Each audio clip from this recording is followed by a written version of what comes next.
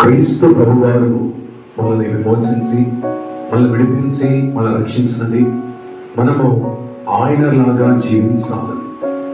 ఎందుకనగా మనము గత కాలంలో లోకంలో జీవిస్తూ, పాపంలో జీవిస్తూ, అన్యాకృత పరిస్థితిలో జీవిస్తున్న మనలో ఆయన తన రక్తం ద్వారా విమోచించి విడిపించి మన శుద్ధులుగా చేసి పరిశుద్ధపరచబడిన మనము ఎల్లప్పుడూ కూడా పరిశుద్ధను కొనసాగిస్తూ ఆత్మీయంగా సాగిపోతూ ఆయన కల్పించే వారిగా, ఆయనలాగా జీవించే వారిగా ఉండాలి అని ప్రభు కోరుకుంటున్నాడు. అందుకే అంటున్నాడు, మీరు నా బిడ్డలు, మీరు నా శిష్యులు, మీరు నా కుమారులు, నా కుమార్తెలు, మీరు నన్ను వెంబడించండి అంటున్నాడు. మరి ఆయన వెంబడించే వారు ఎలా ఉండాలా? ఆయన వెంబడించేవారు ఈ రీతిగా ఉండాలి. ఒక వ్యక్తి వచ్చాడు, అయ్యా నేను నిత్యజీవం పొందాలంటే ఏం చేయాలి అని అడిగాడు. అలాంటప్పుడు ప్రభు అన్నాడు, పదార్థాలను పాటించమంటే శాస్త్రంతో పాలనించి పాటిస్తున్నానయ్యా అన్నాడు. అవన్నీ పాలనించేస్తున్నాను, అయినా నిత్యజీవం పొందాలంటే ఏం చేయాలంటున్నాను. ప్రభు అన్నాడు, ఇంకొకటి కొదువుగా ఉన్నది. ఆ కొదువ ఏమిటి అంటే నీ ధనాన్ని అమ్మి, ధనమంతా వేసి వెదలకించి నన్ను వెంబడించమన్నాడు. ఎందుకనగా ఇక్కడ ప్రభు అతన్ని వెంబడించమన్నాడు. ఎలా వెంబడించమన్నాడంటే తన ధన గర్వాన్ని విడిచిపెట్టి వెంబడించమన్నాడు. ఆ ధన గర్వం ఉండటం వల్ల అతను ఎన్ని ఆజ్ఞలు పాటించినా సరే అతను నిత్య జీవానికి వారసుగా జీవించలేకపోయాడు. కాబట్టి నువ్వు నన్ను వెంబడించమన్నాడు.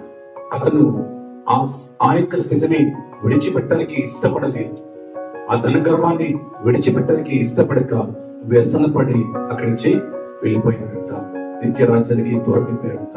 మరి ఈ దినము ఆత్మీయులను మనము కూడా అలాంటి ధనగర్వంతో ఎక్కడ ఉన్నామో ప్రభు ఏమంటున్నాడు, ఎలా ఉండాలంటున్నాడు అంటే చూసినట్లయితే లూకా సువార్త 9వ అధ్యాయము 23వ వచనము, మరియు ఆయన అందరితో ఎవరైనా నన్ను వెంబడింపబడినగా తన్ను తాను ఉపేక్షించుకొని ప్రతిదినము తను సేవించుకొని నన్ను వెంబడింపవలెను అంటున్నాడు. ఇక్కడ 2 మాటలు చెప్తున్నాడు ప్రభువా. వెంబడించాలనుకునే వాడు, నన్ను వెంబడింపకోరిన వాడు ఏం చేయాలంట? తను తాను ఉపేక్షించుకోవాలంట. రెండవది తను సేవించుకొని వెంబడించాలంట. ఈ దినము ఇక్కడ చేరిన మనందరము కూడా ఆయన వెంబడించడానికి వచ్చిన వారమే. ఆయన బిడ్డలుగా, ఆయన పిల్లలుగా, ఆయన శిష్యులుగా మనం వెంబడించడానికి వచ్చిన వారమే. మరి ప్రభు అంటున్నాడు, నన్ను వెంబడించే వారు ఎలా ఉండాలంట? తన్ను తాను ఉపేక్షించుకోవాలంట. అలాగే రెండవది సిలువనెత్తుకొని వెంబడించాలంట. ఉపేక్షించుకోవటం ఏమిటి, అలాగే సిలువనెత్తుకోవటం ఏమిటి అనే విషయము దేవుని బిడ్డల వల్ల శ్రద్ధగా ఆలకించుదాం. ఉపేక్షించుకోవాలా, ఏమిటి ఉపేక్షించుకోవాలా? ఇందులో మనలో అనేకులు నేను అనే అహము ఒకటి మనకి కలిగి ఉంచాం. ఏదైనా సరే తన గర్వాన్ని, తన గొప్పతనాన్ని, తన డబ్బాన్ని చాటుకునే వరకు ఉంచాం. ప్రభు అంటున్నాడు, నిన్ను ఉపేక్షించుకో, నువ్వు ఎవరో కావో, నిన్ను విడిచిపెట్టో, నీలో అహాన్ని, గర్వాన్ని విడిచిపెట్టో, ఆత్మాన్ని విడిచిపెట్టో. అలా విడిచిపెట్టి నన్ను గమనించబడినది కనుక క్రీస్తు దగ్గరికి వచ్చిన నీవు ఆయనలో జీవనది కనుక, ఆయనే జీవించబడి కనుక, ఆయనే జీవింపచేవాడు కనుక సత్యాన్ని గుర్తించిన నీవు ఇక నేను సంపాదించా, నా డబ్బు, నా ధనము, నా గొప్పతనము అనే ఈ యొక్క విషయాన్ని, ఈ ప్రాచీన స్వభావాన్ని నీవు విడిచి పెట్టాలా, ఉపేక్షించాలా, దాన్ని తొలగించాలా. అది నీలో ఉండకూడదు. ఏముండాలో? నా దేవుని కృప వలన, నా దేవుడి యొక్క ఆశీర్వాదం వలన, నా దేవుడి కృప తెరిచి ఈ కార్యం చేస్తున్నాడు, నా దేవుడు ఇంతగా ఆశీర్వదిస్తున్నాడు, నా దేవుడు ఇంత గొప్ప చేస్తున్నాడు, వెంటనే నా దేవుడు ఇచ్చినవే అనే ఈ స్థితిలో రావాలా. నిన్ను నువ్వు కనపరుచుకునే స్థితి ఉండకూడదు. నువ్వు దేవుని కనపరచాలా. నిన్ను మరుగు చేసుకుని దేవుని కనపరిచే ఉపేక్షించక, నిన్ను నీ గొప్పతనాన్ని నీవు వదిలిపెట్టేసి దేవుని గొప్ప చేయటమే ఉపేక్షించక, నీ ఆధిక్యతను విడిచిపెట్టి దేవుణ్ణి అధికంగా చూడటమే ఉపేక్షించక, నీలో ఉన్న గర్వాన్ని విడిచిపెట్టి దీనత్వం ధరించి నా సర్వము నా దేవుడిని తగ్గించుకోవటమే ఉపేక్షించకూడదు. కనుక ఇలా నిన్ను ఉపేక్షించుకోవాలంట. ఆయన వెంబడించాలనుకున్న వారు ఎవరైనా సరే వారు ప్రతి ఒక్కరు కూడా వెంబడించుతారు.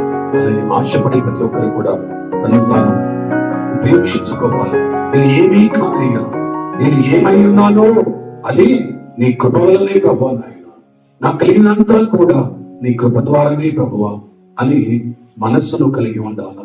అనే ఆలోచన అనే భక్తి విధానము నువ్వు కలిగి ఉండి అలా చూపించి పూర్తిగా సరెండర్ అయిపోవాలి. దీనికి పూర్తిగా పని చేసుకోవాలి. దీనికి నా బలము, నా ధనము, నా ఘనత, నా సర్వంతా నా దేవునిదే.